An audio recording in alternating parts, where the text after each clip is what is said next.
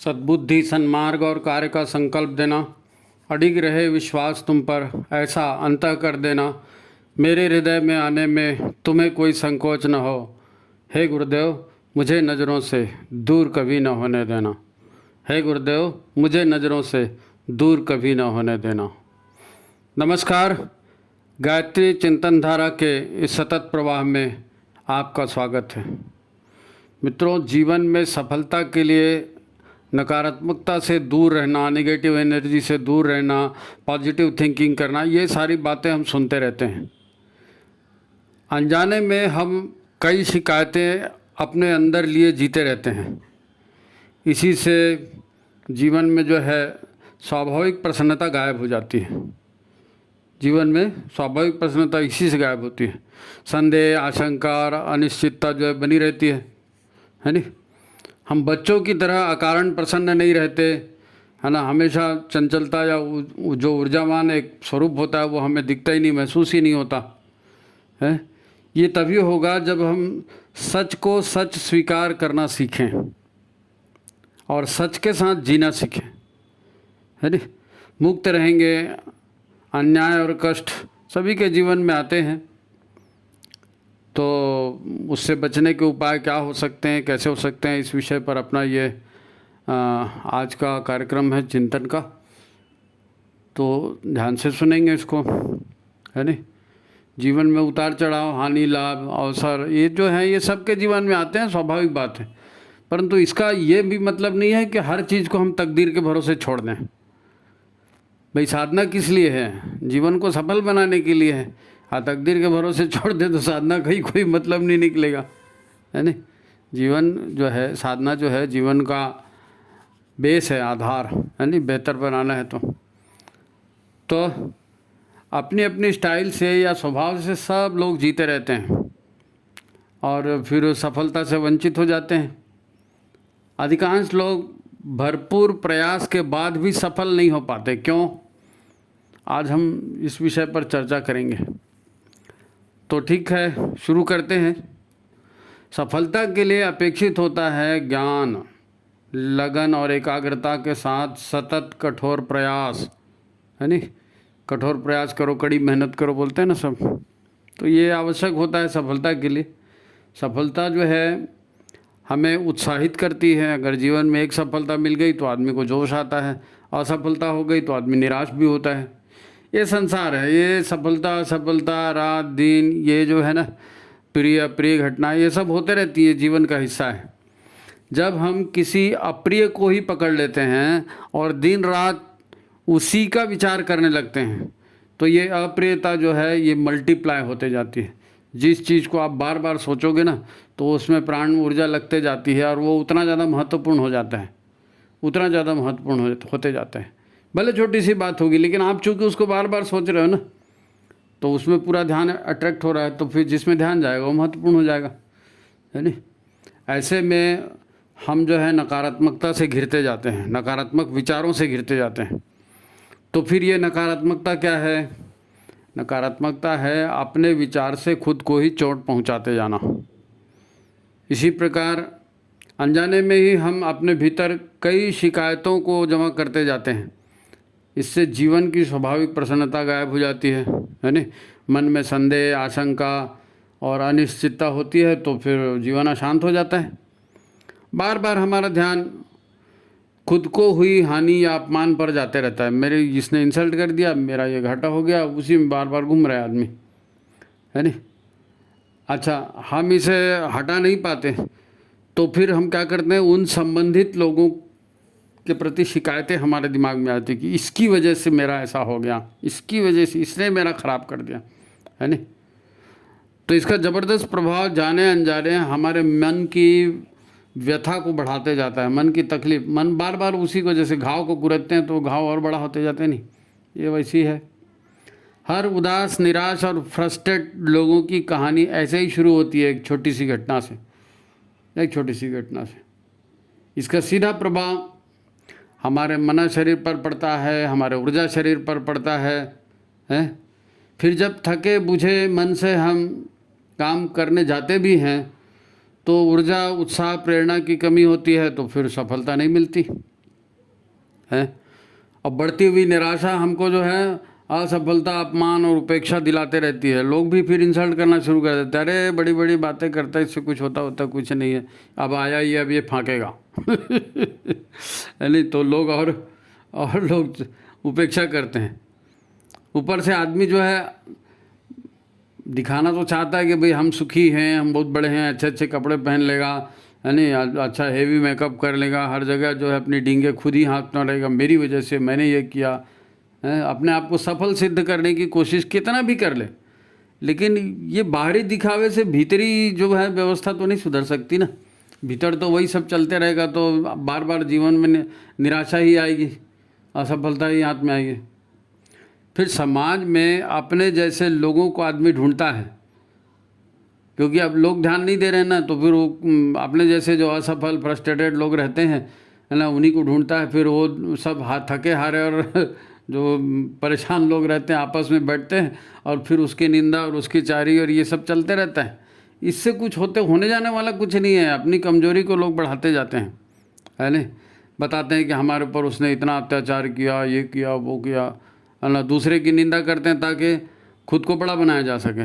ये सब नकारात्मक बातें हैं। अच्छा, हम सबके बीच नकारात्मकता के संस्कार, है नहीं, संगत से भी आते हैं। आप घटिया लोगों के साथ रहेंगे, हारे हुए लोगों के साथ रहेंगे, फ्रस्ट्रेटेड लोगों के साथ रहेंगे, तो धीरे धीरे आपका भी मन वैसी हो जाएगा। अच्छा, कई बार लोगों के घर में नकारात्मकता होती है, यहाँ वहाँ कपड़े पड़े रहेंगे, कभी झाड़ू नहीं लगेगी, कभी कोई कहीं थूक रहा है, कभी कोई गाली दे रहा है, बर्तन इधर पड़े हैं, चद्दर की घड़ी नहीं किया, कपड़े वैसी 3 दिन से पड़े हैं, एक जूता उधर पड़ा है, चाबी के वक्त तो ढूंढ रहे कहाँ गई चाबी। तो ये जो है अस्त व्यस्तता, ये भी नकारात्मकता पैदा करती है नहीं। घर ऐसे ही नकारात्मक होता है भाई। अब मुस्कुराते चेहरे रहेंगे, हंसी मजाक होते रहेगा, प्रेरक माहौल रहेगा, हैं, सात्विकता का माहौल रहेगा, सज्जनों की संगत होते रहेगी, अच्छे वीडियो चलते रहेंगे, फूल पत्तियां, बाग बगीचा, झरने, इनके चित्र लगे रहेंगे, आंगन में फूल बगीचा रहेगा, तो एक सकारात्मक उत्साह का वातावरण बनता है, नकारात्मकता का माहौल ख़त्म होता है। ये सफलता के लिए ज़रूरी है। इसी को तो पवित्रता कहते हैं ना। पवित्रता वही है, सकारात्मकता बढ़ाने वाली बातें।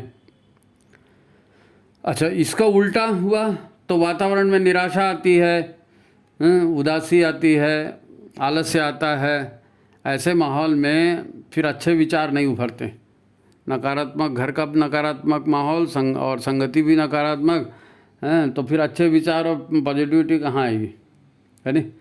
और डिटेल में जाएं तो बता दें कि फिर ऐसे माहौल में जो एकदम नकारात्मक माहौल होता है ना, उसमें भूत प्रेत जैसी ताकतें भी आकर के और अपना डेरा जमाते हैं, क्योंकि उनको यही अच्छा लगता है, नकारात्मक वातावरण। तो वो आते हैं। फिर आप उदास रहोगे तो आपकी उदासी को और बढ़ाएंगे, आप चिंतातुर रहोगे तो आपकी चिंता को और बढ़ाएंगे, क्योंकि वो खुद वैसी पड़े हैं ना, भूत प्रेत तो वैसी चिंता करते रहते, पछताते रहते, तो आपको भी उसी। तो ये कहानी फिर धीरे धीरे बढ़ती जाती है भाई, है ना। ये जीवन में ये सब होते रहता है ना। फिर जो लगातार नकारात्मक वातावरण में चिंतन के प्रभाव में बने रहते हैं, तो इसका असर उनके स्वभाव पर भी पड़ जाता है। फिर उनसे कुछ अच्छा काम नहीं होता, कोई अच्छा काम नहीं होता। और धीरे धीरे ये पूरी नकारात्मकता है। नकारात्मकता मतलब वो निगेटिव वाले विचार जो नहीं होने चाहिए, ऐसे विचार, उसी को बार बार सोचो, उसमें प्राण जुड़ रहा है तो भाव बन गया। वो ही नकारात्मकता जो है 72,000 नाड़ियों में प्रवेश कर जाती है, उसी में संचित होते रहती है। क्योंकि उन विचारों पर काम तो नहीं हो सकता ना। आप सोचते हो इसकी, ये आदमी बदमाश है, इसको मारेंगे, इसका नुकसान करेंगे, ये मौका मिलेगा तो मैं इसको ऐसा कर दूंगा। अब ये इतनी सारी निगेटिव बातें कर तो नहीं पा रहे आप, कर तो नहीं पा रहे। तो ये निगेटिव विचार सारे जो हैं ये मैं थक गया, मैं हार गया, मैं परेशान हो गया, इन्होंने ऐसा कर दिया, तो ये सारी चीज़ें जो हैं, ये भाव जो हैं 72,000 नाड़ियों में जमा होते जाते हैं। वहीं से फिर ये सारे चक्रों में भी घुस जाती है नकारात्मकता। जो 7 चक्र होते हैं ना हमारे, ठूस ठूस के जन्म जन्मांतर की नकारात्मकता उसमें भरी है। ये कषाय कलमश बोलते हैं ना, कषाय कलमश। आप प्राण को अंदर लीजिए, भावना कीजिए कि इस प्राण से हमारे कषाय कलमश नष्ट हो रहे हैं। तो ये कषाय कलमश यही है। 7 चक्रों में 72,000 नाड़ियों में जो वही निगेटिविटी पूरी भरी, वही कषाय कलमश है ना।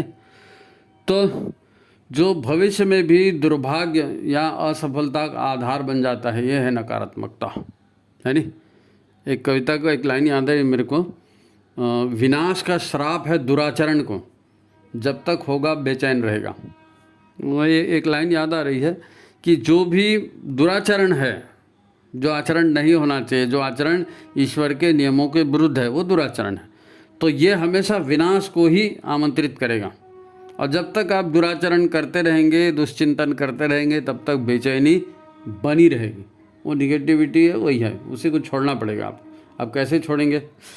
ये हम जानते हैं कि कोई भी विचार मन में ठहरता है, वहीं प्राण और ऊर्जा जो है उसमें जाती है, तो वो भावना में कन्वर्ट हो जाता है, विश्वास में कन्वर्ट हो जाता है, फिर मन की गहराइयों में बैठ जाता है नहीं?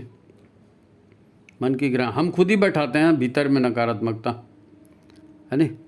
अब वो चूँकि उसके साथ प्राण जुड़ा है उन विचारों को, तो आदमी मौका देखता रहता है उसको क्रियान्वित करने का, जहाँ मौका मिला वहाँ कर देता है। जीवन ऊर्जा तो प्राण ही है ना, प्राण से ही जीवन चलता है। अब वो प्राण के ऊपर आपने निगेटिव भावना पूरी जोड़ दी, नकारात्मकता पूरी जोड़ दी है, जो नहीं होना चाहिए वो सारे भाव उसमें घुसेड़ दिए, तो उसी में ऊर्जा लगेगी, तो आप वैसे ही करना शुरू कर दोगे, है नहीं? सृजन का कारण जो है प्राण, प्राण से सृजन होता है। अब आप प्राण पे नकारात्मकता भर देंगे तो फिर नया सृजन, नए काम आपसे कैसे होंगे, है नहीं? तो जब जीवन में नकारात्मक विचारों की बाढ़ सी आ जाती है ना, तो फिर प्राण ऊर्जा जो है कम पड़ने लगती है। आदमी बार बार वही सोचेगा, बार बार उसी से, नहीं लेकिन उसने ऐसा क्यों, लेकिन मैंने वो, तो आपने देखा होगा बहुत से लोग ऐसे रहते हैं, है ना? तो प्राण ऊर्जा सारी जो है ना, हमारी जीवन ऊर्जा, प्राण ऊर्जा, ये इन्हीं नकारात्मक विचारों को काटने में चली जाती है और जीवन में कोई प्रगति नहीं होती, बल्कि आदमी को जीवन के लिए ऊर्जा कम मिलने लगती है, तो आदमी बीमार होते जाता है, है ना? इनका दबाव बढ़ते जाता है, तो मन का हर सकारात्मक स्वभाव नकारात्मकता का रूप ले लेता है। ये बहुत महत्वपूर्ण बात है और इसको एक बार समझना बहुत ज़रूरी है। कैसे होता है ये? देखो, सब लोग कहते हैं गुस्सा मत करो। अब गुस्सा एक नकारात्मक भाव है, लेकिन ये गुस्सा या क्रोध, इसका स्वरूप क्या है? भगवान की जो ये सृष्टि है और भगवान ने जो भी गुण दिए हैं मन को, वो गुण खराब नहीं है, लेकिन नकारात्मकता उसको जो है वो अति नकारात्मकता हो जाती है, तो वही खराब हो जाता है नहीं? अब गुस्से को लेकर एक छोटा सा वाक्य आप समझने का प्रयास कीजिए। एक भाव होता है मन का, उसको कहते हैं मन्यु माने अनीति और अत्याचार का विरोध करने वाली मन की एक विशेषता। हमारे मन की विशेषता है कि उसमें एक मन्यु भाव होता है। ये मन्यु भाव स्वाभाविक रूप से अनीति के विरुद्ध संघर्ष की बात करता है। जो युवक होते हैं ना, युवक युवतियां हैं, जवान लोग जो हैं, जो बच्चे से अभी बड़े बन रहे हैं, तो उनमें ये भाव बड़ा प्रबल होता है। हर जो है किशोर या युवा जो है वो अन्याय से बड़ा मतलब घृणा करता है, अन्याय को बिल्कुल सहन नहीं करता है, अन्याय अत्याचार उसको सहन नहीं होता। क्यों? क्योंकि मन्यु उसमें ताज़ा है ना। अब जब 72,000 मनुष्य की 72,000 नाड़ियों में और ऊर्जा चक्रों में पूरी नकारात्मकता भर जाती है, तब ये होता है कि वही मन्यु क्रोध में रूपांतरित हो जाता है। देखो कैसे है, नकारात्मकता हमारे अहंकार के साथ मिलकर यही प्रभाव या आभास पैदा करती है कि मेरी असफलता के लिए मैं नहीं, अमुक व्यक्ति कारण है। गलती हमारे से हो रही है, लेकिन नकारात्मकता जो है हमने उसको चिपका के रखा है, हमारे अहंकार से जुड़ गई। तो फिर हम अपनी गलती को स्वीकार नहीं करेंगे, हम हमेशा दूसरे की गलती दिखाएंगे। अमुक व्यक्ति के कारण मेरे साथ ऐसा हुआ, अब उस व्यक्ति की वजह से हुआ है, वो अनीति करता है, वो अत्याचारी है, तो किसी भी हालत में उसको नष्ट करना है, उसकी इंसल्ट करना है, उसको नष्ट करना है, उसको नुकसान पहुंचाना है। तो फिर परिणाम स्वरूप व्यक्ति चिढ़ता है, गाली देता है ना, उसकी आंखों में गुस्सा उतर जाता है, हाथ पैर गुस्से से फड़फड़ाने लगते हैं, और आदमी उसी आवेश में मरने मारने तक को उतारू हो जाता है। तो कहाँ मन्यु अनीति से लड़ने के लिए दिया था, और वो निगेटिविटी ने वो मन्यु को क्या बना दिया? क्रोध बना दिया। अब आप ऐसे व्यक्ति को 1000 समझाओ जी, गुस्सा करना ठीक नहीं है बेटा, ये ठंडा पानी पी लो, 1 2 4 गिनती की, तो वो कुछ होने वाला नहीं है, क्योंकि प्राण जुड़ गए हैं ना उसमें। प्राण से बड़ी कोई ताकत थोड़ी होती है। निगेटिव विचार में प्राण जुड़ गए, मन्यु को क्रोध बना दिया। अब वो जब तक उसका नुकसान नहीं कर देगा, शांत नहीं होगा, है नहीं? तो ये जो अगर उसको रोक भी लोगे ना, तो वो व्यक्ति फिर जो है रोना चिल्लाना शुरू कर देता है, क्योंकि प्राण नकारात्मक गुणों से प्रभावित है। अब वो उसको नकारात्मकता कहीं ना कहीं निकालनी है, तो दीवार में सिर पटकेगा, रोएगा, कुछ ना कुछ करेगा वो, तब तो वो ऊर्जा न्यूट्रलाइज होगी ना। एक और उदाहरण देखो, हमारे भीतर के उदाहरण है, इनको समझना है, क्योंकि जीवन में सफलता असफलता चाहिए। आप उसके लिए साधना कर रहे हो, आपको गायत्री मंत्र करने के लिए बोला गया है, आपको व्रत उपवास करने के लिए बोला गया है। क्यों? क्योंकि भीतर की नकारात्मकता को उससे हम खत्म करते हैं। अभी ऐसी नकारात्मकता है, आप कैसे गुरु पर विश्वास करेंगे, ईश्वर पर विश्वास करेंगे, तब दूर होगा ना। एक और उदाहरण लो, एक और उदाहरण, लोभ और मोह का उदाहरण लेते हैं। लोभ और मोह, इसमें व्यक्ति किसी मनपसंद वस्तु को, धन को, पैसा, सोना चांदी, कुछ भी हो सकता है, उसको पाने के लिए हमेशा लालायित रहता है। उसको ऐसा लगता रहता है कि मेरे को मिलना चाहिए और मिलना चाहिए। आज के समय में प्रायः लोग धनवान होने को, है ना, कमाई करने को बहुत लालायित रहते हैं, क्योंकि उनको लगता है कि ये उनके ऐश्वर्य का, बड़प्पन का प्रतीक है नहीं। वो ऐश्वर्य और बड़प्पन का प्रतीक मान लेते हैं कमाई को, उसी पर उसका विश्वास जम जाता है। खूब सारा बैंक बैलेंस होना चाहिए, सोना चांदी है, सुखी जीवन की गारंटी है, पैसा सुखी जीवन की गारंटी है। ठीक है, एक सीमा तक पैसे की ज़रूरत पड़ती है, साधनों की ज़रूरत पड़ती है, पर प्राथमिकता वो है वहाँ तक ठीक है। पर लोभ या मोह आउट ऑफ कंट्रोल हो जाते हैं ना, क्योंकि समाज में शिक्षा, विज्ञापन, संस्कार, ये सब मिला के ऐसा माहौल बना देते हैं कि बढ़िया ऐश करना है यार लाइफ में, बाप बड़ा ना भैया, सबसे बड़ा रुपया, तो लगे रहो फिर ऐश करने के लिए, रुपया अर्जित करने के। हर लड़का यही विचार करता है कि कैसे भी हो ढेर सारा पैसा कमाए, फिर किसी सुंदर सी लड़की से शादी हो जाए। और सारा पैसा हो गया, मेरे पास खूब सारा पैसा आ गया, उसके मन में ये बात बैठी है कि खूब सारा पैसा आ जाएगा ना तो लड़कियों की तो लाइन लग जाएगी यार, ऐश करेंगे।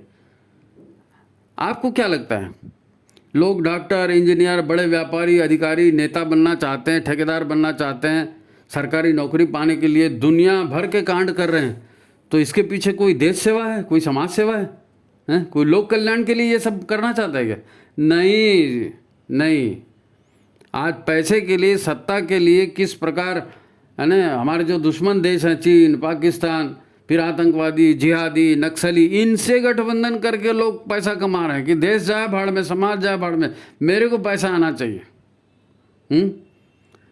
अब कोर्ट में भी ये बातें साबित हो रही है, ऐसा कर रहे थे लोग, कर रहे हैं। अभी आजकल सब उभर के आ रहा है बाहर, सब नकली नोट, और ये नोट नकली है पर भ्रष्टाचार का सारा धन पकड़ा रहा है, महाकाल की गतिविधि चल रही ना, अब ये सब उभर के सामने आ रहा है, दिख रहा है प्रत्यक्ष हमारे सामने में। क्या है ये? अधर्म और भोगों के सतत विचारों को दोहराते रहने का परिणाम है। अरे धर्म अधर्म कुछ नहीं है यार, जिसको मौका मिले वही कमाता है भाई, हमने भी कमा लिया तो क्या हो गया, यही तो विचार होता है ना। नीति अनीति को देखता नहीं है आदमी। अब फिर बाबा तुलसीदास जी हैं, उन्होंने बड़ी मज़ेदार बातें कही हैं, बड़े प्रामाणिक।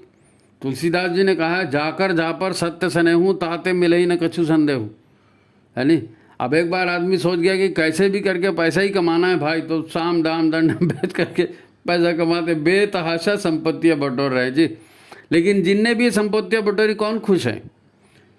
खुश होने का, सुखी होने का मुद्दा अलग है, पर यह तो सच है कि सारा धन नीति अनीति की परवाह किए बगैर बटोरा गया। इस नकारात्मक विचार ने कि भाई ये धन आ जाए तो बहुत भला हो जाएगा, हम ये स्वर्ग में पहुंच जाएंगे, इस एक नकारात्मक विचार ने व्यक्ति को बर्बाद कर दिया, घर को बर्बाद कर दिया, परिवार को बर्बाद कर दिया, देश दुनिया सभी का बंटाढार कर दिया, हैं, सबका बंटाढार कर दिया। आज जिसको हम घोर कलयुग, है ना, कह रहे हैं और विश्व युद्ध का माहौल बन गया, ये पूरा इसी की वजह से। मेरे को पैसा मिल जाए, धन मिल जाए, संपत्ति मिल जाए, तो ये मोह कहाँ तक पहुँच गया? एक नकारात्मक विचार बन गया, ज़रूरत से ज़्यादा कलेक्ट करने का, है ना। इसी को तो आसुरी वृत्ति कहते हैं ना। अब विश्व युद्ध के कगार पे पहुँच गया इसी की वजह से। इसी नकारात्मक विचार को दूर करने के लिए भारतीय संस्कृति में या अपने गुरुदेव ने यज्ञ में क्या किया है, 4 संविधाएं डालते हैं ना घृत के साथ, यज्ञ शुरू होने के पहले, हैं, 4 संविधाएं डालते जाती हैं, धर्म, अर्थ, काम, मोक्ष, है नी। मतलब जीवन में धर्म के आधार पर हम अर्थोपार्जन करेंगे, धर्म के आधार पर हम कामनाओं की पूर्ति करेंगे, है नी, और धर्म के आधार पर जो है मोह लोभ से मुक्त होकर मोक्ष की कामना करेंगे। धर्म अर्थ काम और मोक्ष 4 पुरुषार्थ कहे गए ना, यज्ञ में 4 संविधाएं चढ़ाते हैं वो इसीलिए, ये सारी नकारात्मकता को दूर करने के लिए। भाई मनुष्य अच्छा बनेगा, धरती स्वर्ग बनेगी, तो ऐसे ही चोर उच्चकों से थोड़ी बनेगी, नकारात्मक विचार करने वालों थोड़ी बनेगी। इसीलिए यज्ञ के साथ ये संकल्प जोड़ा गया है। जब नकारात्मकता बाहर समाज में बढ़ती है ना, परंतु हमारे भीतर हम सात्विकता को या प्राण शक्ति को मजबूत नहीं कर पाते, बाहर नकारात्मकता बढ़ रही, ठीक है दुनिया में हो रहा है, लेकिन घर में भी उसी चालू कर देते हैं, अपने जीवन में उसी चालू कर देते। क्यों? क्योंकि ये नकारात्मकता के संस्कार जो हैं हमारे अंतःकरण में जड़े जमा बैठे हैं, अंतःकरण में जड़े जमा बैठे। मैं एक अपने परिजन का उदाहरण देता हूँ आपको। ये दूसरे तरह का उदाहरण है, हमने अभी 2 उदाहरण देखे ना, ये तीसरा उदाहरण है नकारात्मकता का, फ्रस्ट्रेशन का। अपने एक परिजन है, उनका एक 20 साल का लड़का है, बालक, अच्छा लड़का है, माँ का कहना मानता है, पर अब रोज़ क्या है, रोज़ कसम खा के घर से निकलता है, नहीं नहीं नहीं मैं शराब नहीं पीऊँगा, बिल्कुल कसम खा के निकलता है। अब माँ उसको तो घर भर दिन भर घर में तो बिठा के नहीं रख सकती ना, जवान लड़का है, बाहर तो जाएगा। अब बाहर जाएगा, फिर वहाँ से पी पुआ के आ जाएगा, लड़खड़ाते हुए घर पहुँचेगा, लुढ़कते हुए, हैं। अच्छा, उसको आत्मग्लानि भी होती है, वो जानता है कि मैं गलत कर रहा हूँ, मेरे को ऐसा नहीं करना चाहिए, मैं अच्छे घर का लड़का हूँ, मेरे माँ बाप अच्छे हैं, लेकिन फिर पी के घर आ जाता है। अब ये जो नशा है ये एक तरह का मनोरोग है।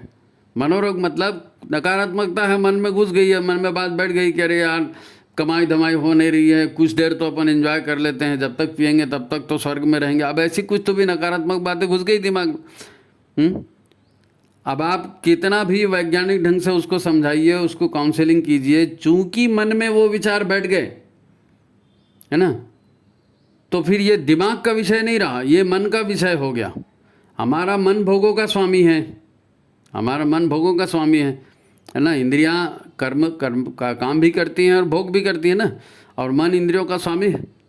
तो जब मन में ये भाव बैठ गया कि मज़ा तो इसी में है भाई, ये तो एक पैक तो मार ही लेना चाहिए, तो फिर बुद्धि न चाहे तो भी मन उसी काम को करने को स्वीकृति देगा। मन कहेगा ठीक है यार आज करते हैं, कल से नहीं करेंगे।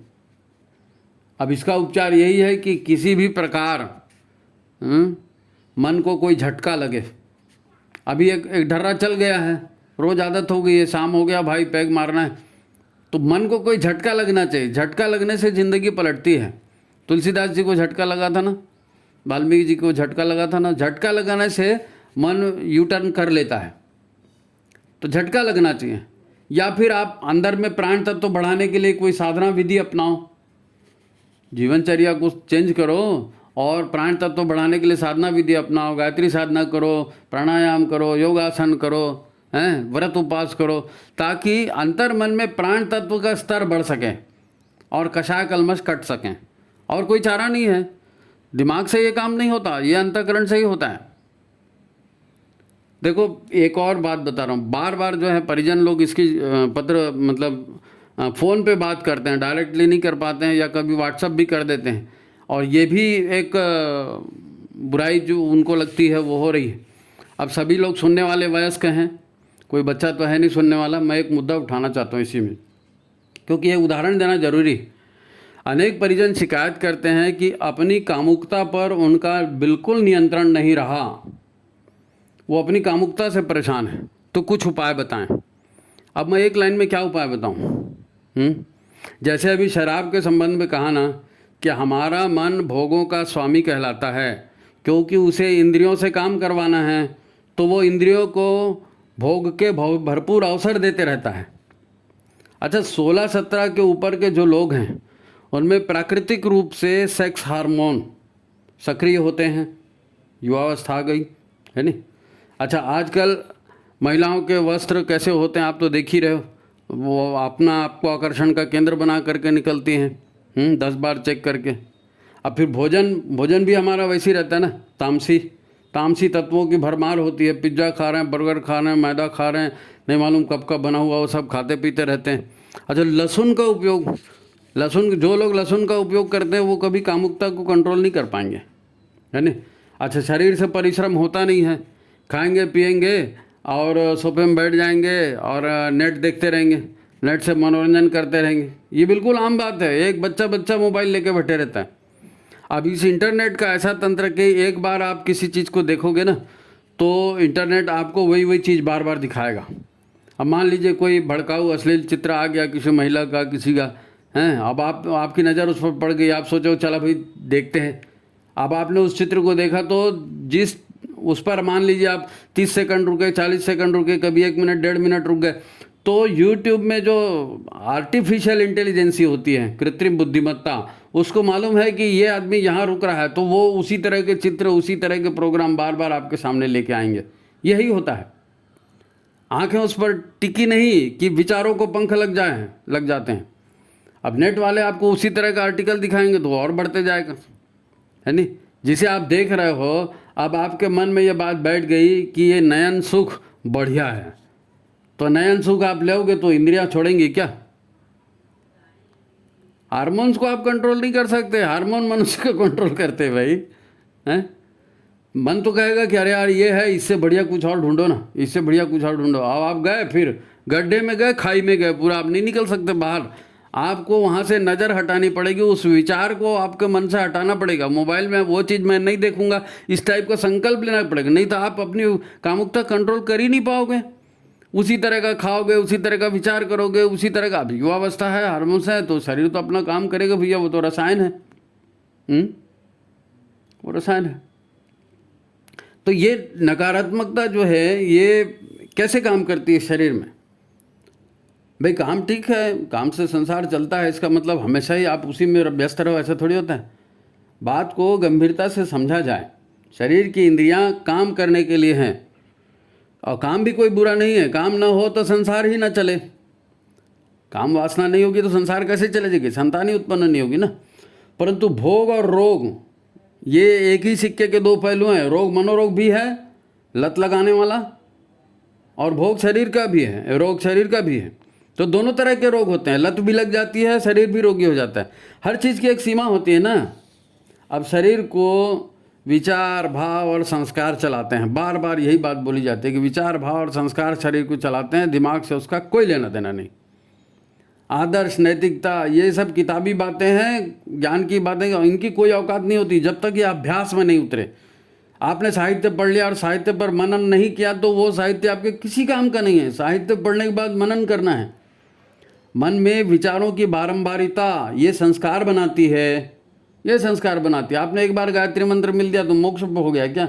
नहीं, गायत्री मंत्र आपको बार बार बोलना पड़ेगा, क्योंकि उसमें भावना है ना, प्राण स्वरूप दुखनाशक सुख स्वरूप श्रेष्ठ परमात्मा को हम अपने अंतःकरण में धारण करें और वो परमात्मा हमारी बुद्धि को सन्मार्ग में प्रेरित करे। ये प्रार्थना है कहाँ से? परमात्मा से। मन के लिए, मन के लिए, मन में ये संस्कार बैठाना है कि परमात्मा के इशारे पर चलना है। तो अच्छे से बात याद रखें, जिस विचार पर आप टिक जाएंगे प्राण वहीं चिपकेगा, फिर वही विचार भाव बनकर क्रियान्वित होने का अवसर ढूंढते रहेगा। गायत्री मंत्र का विधिवत जाप करना, प्राणायाम करना, योग के आसन करना, है ना, प्राणवान भोजन करना, सात्विक माहौल बनाना, सात्विक माहौल में रहना, प्रज्ञा मंडल बनाओ, उस मीटिंग बनाओ, सत्संग करो, उसमें चर्चा करो, व्रत, उपवास, हर तरह का तप आप करेंगे तो कषाय कल्मश नष्ट होंगे। प्राणायाम करेंगे तो कषाय कल्मश नष्ट होंगे। गायत्री मंत्र जाप करेंगे, कषाय कल्मश नष्ट होंगे। अभी आपका मन नहीं कर रहा है, लेकिन आपको करना पड़ेगा अगर ये करना है तो, क्योंकि उसकी और कोई काट नहीं है ना। इन्हीं से निगेटिविटी समाप्त होती है। पर दिमाग दिमाग जो है ना, क्या बोले, अब इंद्रियों का तो कोई दिमाग नहीं होता ना। इंद्रियां सोचती समझती थोड़ी हैं भाई, वो तो संस्कार पर ही काम करती हैं। विचार में प्राण जुड़ गया, संस्कार बन गया, अपन बार बार कह रहे हैं, है ना। तो इंद्रियों को चाहिए स्वाद, इंद्रियों को चाहिए आराम, इंद्रियों को चाहिए मनोरंजन। इसीलिए किसी भी अच्छे सकारात्मक काम में मन नहीं लगता। आपको लगता ज़रूर है कि भाई मैं ये छोड़ दूँ वो छोड़ दूँ और बढ़िया बन जाऊँ और स्मार्ट बन जाऊँ, मोटापा मेरा घट जाए और मैं गुणवान बन जाऊँ, सब लोग मेरा सम्मान करें। ठीक है, कल से प्राणायाम करूँगा, ठीक है, कल से अनुष्ठान करेंगे। अब आसन में बैठे नहीं कि पैर दुखना चालू, कमर दुखनी चालू, क्योंकि मन को तो वहाँ से भगना है, मन को ये बिल्कुल पसंद नहीं है। आप तो मन की हत्या करने जा रहे हो इसीलिए किसी का जाप ध्यान में मन कहाँ लगता है, नहीं लगता है। उसका कारण यही है, नकारात्मकता जो है भीतर की, वो भोगों के तरफ, स्वाद के तरफ, आराम मनोरंजन के तरफ खींचती है नहीं। पैसा कहाँ से आएगा, सम्मान कैसा मिलेगा। अब हमारा अन्नमय शरीर है, मनोमय शरीर है, प्राणमय शरीर है, इन तीनों शरीरों पर है ना, और नकारात्मकता घनघोर रूप से चिपकी हुई है। सारे कषाय कलमश बोलते हैं ना, ये इन्हीं में भरे रहते हैं, यहीं से निकल निकल के जाते रहते हैं दिमाग में। अभिविज्ञान में कोश है, आनंद में कोश है, ये सब हमारे अस्तित्व का हिस्सा है। मैं बोलने से खाली ये हाड़ मांस का शरीर थोड़ी चीज, ये जो शरीर के पांचों अंग है ना, अन्नमय कोश, मनोमय कोश, प्राणमय कोश, फिर विज्ञानमय कोश, आनंदमय कोश, इन सब में नकारात्मकता भर जाती है। यही दिक्कत है। विचार ही तो है ना, मनुष्य क्या है, विचार है। गुरुदेव ने भी कहा है, मैं व्यक्ति नहीं, मैं विचार हूँ। हर मनुष्य व्यक्ति नहीं है, विचार है। अब विचारों का परिष्कार है, विचार क्रांति है, उसी से तो युग परिवर्तन है ना। तो नकारात्मकता के संस्कार, नकारात्मक वृत्तियाँ और हर तरह की नकारात्मक भावनाएं, जिसको कषाय कलमश हम बोल देते हैं ना, ये भरे हैं दिमाग में, इसको निकालना है। दिमाग से आप सोचते हो कि सिद्धांतों को रट लेते हो, हाँ ऐसा नहीं, ऐसा करना, वैसा नहीं, वैसा, लेकिन सिद्धांतों को रटने से क्या होता है, शरीर के संचालन में दिमाग सेकेंडरी चीज़ है। मन, इंद्रियां और जमा जो है मन में वृत्तियां जो जमा होती है ना, संस्कार, इन्हीं से जीवन चलता है। यही ब्रह्म सत्य है भाई, यही ब्रह्म सत्य है। अब इन सारी समस्याओं का एकमात्र समाधान, ये पूरा जो है अपन आज का चिंतन कर रहे हैं, इसका समाधान क्या है? समाधान, एकमात्र समाधान यही है कि जीवन साधना या गायत्री की पंचकोशी साधना, पूज्य गुरुदेव ने स्पष्ट कहा है, कई बार कहा है कि आत्मबल बढ़ाने के दो ही तरीके हैं। आत्मबल बढ़ाकर ही हम सारे मनोविकारों, कुसंस्कारों आदि को हटाकर श्रेष्ठ, सम्मानित और सफल जीवन जी सकते हैं। तो गुरुदेव ने कौन से तरीका, गुरुदेव ने दो तरीके बताए, एक योग का रास्ता और एक तप का रास्ता। ये दो तरीके हैं, आप योग करिए, आप तप करिए। अध्ययनशीलता को बढ़ाना, विचारों का परिष्कार करना, ये योग है नहीं। और तप का अर्थ है जीवन व्यवहार में श्रेष्ठ प्रवृत्तियों, श्रेष्ठ सिद्धांतों को इस तरह से समावेश करें कि खाना पीना, बातचीत करना, कुछ भी काम करना, व्यापार करना, जो भी आप कर रहे हैं है नहीं, उसमें श्रेष्ठ सिद्धांतों और श्रेष्ठ वृत्तियों का समावेश करना। कितनी भी कठिनाइयाँ आए उसको बर्दाश्त करना और सन्मार्ग को नहीं छोड़ना, शालीनता को नहीं छोड़ना, सात्विकता को नहीं छोड़ना। ठीक है, अगर इसी रास्ते पर चलते जाएंगे तो यही तप है, यही तप है। दुष्प्रवृत्तियों का उन्मूलन इसी प्रकार हो सकता है। तो फिर पंचकोशी साधना ये तपस्या है, पंचकोशी साधना ये तपस्या है ना, जिससे हमारे अंतर जगत को शुद्ध पवित्र बनाकर है ना, ईश्वर के मार्ग पर, यज्ञ के मार्ग पर, धर्म के मार्ग पर चलने का अभ्यास किया जाता है ना। एक सफल और सुखी जो है महान जीवन जो है वो ऐसे ही आता है साधना के द्वारा। पांचों शरीर, जो पांचों शरीर, पंचकोशी साधना मतलब गायत्री पंचमुखी बोलते हैं ना, तो शरीर के पांचों कोशों में जो कषाय कलमश भरे हैं उनको हटाने की साधना। अब वो होता, जो प्रश्न जो उठा था, एक बहन जी ने प्रश्न किया था कि भाई साहब पंचकोशी साधना पर आप एक जो है एपिसोड बनाइए। तो पंचकोशी साधना एक एपिसोड में नहीं होगा। और मान लो साधना आपको कैसे करनी है, पढ़ना है, तो आप गायत्री महाविज्ञान में अच्छे से समझाया, आप उसको समझो ना भाई, उसको पढ़ो। गुरुदेव से अच्छा कौन बता सकता है। लेकिन पंचकोशी साधना की आवश्यकता मेरे लिए क्यों है, मैं क्यों पंचकोशी साधना करूं, ये भाव कैसे पैदा होगा, उसके लिए ये एपिसोड है, उसके लिए एपिसोड है। आपको बताया जा रहा है कि पंचकोशी साधना हमारे भीतर में किस प्रकार वैज्ञानिक परिवर्तन लाती है, हमारे ऊर्जाओं का स्तर किस प्रकार बदलता है नहीं। तो जीवन साधना के रूप में गायत्री कि पंचकोशी साधना जो है ये बहुत महत्वपूर्ण है, ये करवाई जाती है और हमको भी इसको करना चाहिए। अभी 2 एपिसोड हुए हैं, 2 एपिसोड शायद और इस पर बनेंगे। तो आज की बात को अपन यहीं समाप्त करते हैं। एक बहुत अच्छा विषय है, चिंतन मनन का विषय है। सुख सभी चाहते हैं, सफलता सभी चाहते हैं, उसका मार्ग गुरुदेव ने बताया। जो शक्ति जो है धरती को स्वर्ग बनाने जा रही है वो हमारे जीवन को भी बना रही है ना। हमको उस पर विश्वास करना चाहिए, उनके सिद्धांतों पर अमल करना चाहिए। ये फायदे होंगे जो आपको बताया ना, जीवन में काम क्रोध लोभ मोह इन्हीं से तो सब ग्रस्त है ना। तो ये कहाँ से आते हैं? निगेटिविटी से आते हैं। यही सारी चीज़ें तो बताई गई। तो आप संकल्प लीजिए, पंचकोशी साधना में भिड़िए। और भी इसका विधान है, अपन आगे और समझने की कोशिश करेंगे। तो आज की बात समाप्त करते हैं।